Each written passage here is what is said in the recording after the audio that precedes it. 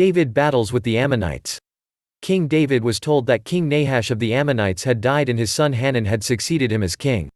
The Ammonites lived in the kingdom of Ammon to the east of King David's kingdom on the other side of the river Jordan.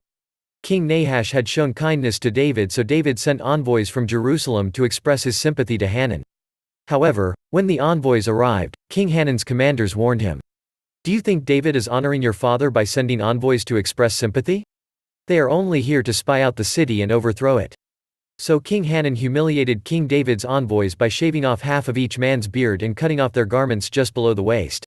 When David heard how his envoys had been humiliated, he told them to stay in Jericho until their beards had grown again. The Ammonites knew David would retaliate, so they hired 33,000 fighting men from the nearby Aramean tribes. These men assembled on the plain outside the city. The Ammonites came out of the city and took up their positions. David sent Joab with his entire army of fighting men into Ammon.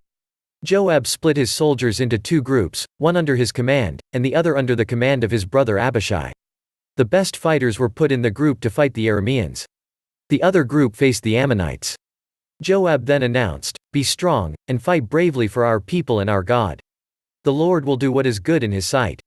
Joab, and the troops with him advanced to fight the Arameans, and they fled before him. Abishai attacked the Ammonites. When the Ammonites realized that the Arameans were fleeing, they fled, and went back inside the city. Joab returned to Jerusalem.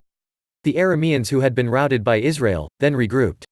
They sent messengers beyond the river Euphrates to gather more Aramean troops. Their army gathered at Helam on the border of David's kingdom. King David assembled all his soldiers and headed for Helam to do battle with them. David attacked the Aramean battle lines and they fled before him.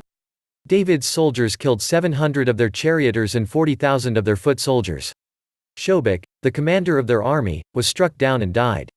When all the kings of the Arameans saw they were defeated, they made peace with the Israelites and became subject to them. They no longer fought for the Ammonites against Israel. If you like this video, give it a thumbs up. Share and leave a comment. Subscribe.